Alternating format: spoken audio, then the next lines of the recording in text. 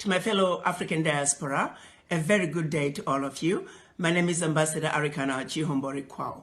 Over the past couple of days, I've received many messages, emails, phone calls, and video clippings of the abuse that is being meted to our fellow African diaspora living in China.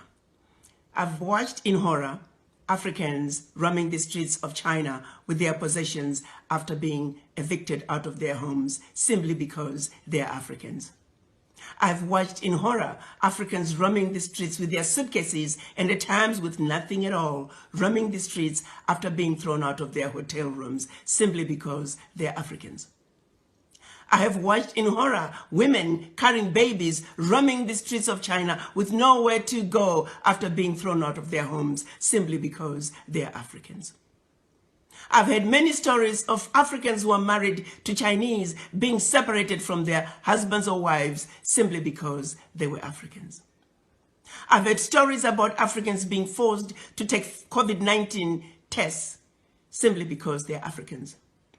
In many cases, these individuals did not meet criteria for testing, or they had been quarantined for the specified time period as mandated by the anti-pandemic laws of China. Not once have I heard any complaints of any African disobeying the anti-pandemic laws of China. Why is it then that Africans are being singled out and mistreated? This situation is not acceptable. It is wrong, and it will not be tolerated. To President Xi, I say, while you have enjoyed good relationships with all the African leaders, it is precisely because of that that you should do the right thing.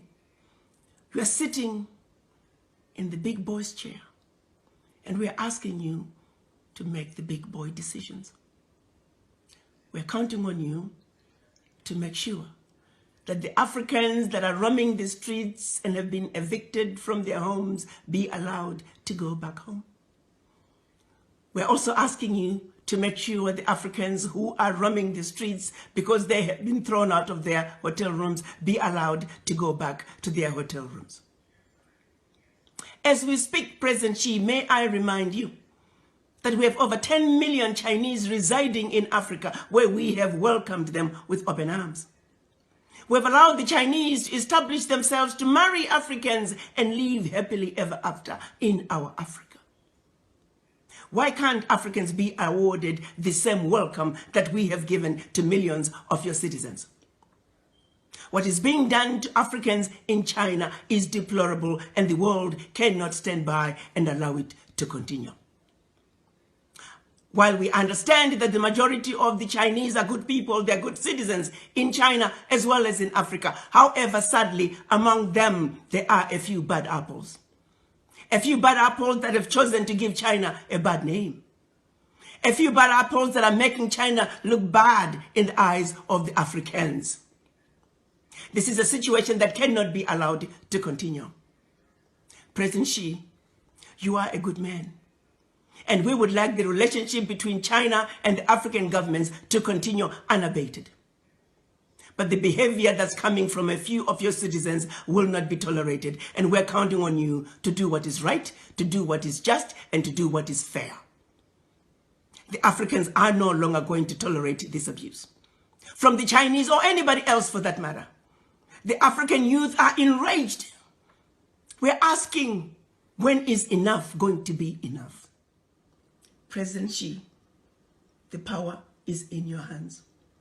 We value, as Africans, our relationship with China. Please do not allow a few bad apples within your citizens to ruin what is otherwise a wonderful relationship between China and the African countries. As a united citizens, as a united African citizens in the diaspora, we are asking you, President Xi, to do what is right, to do what is just, and to do what is fair. The children of Africa are saying, enough is enough.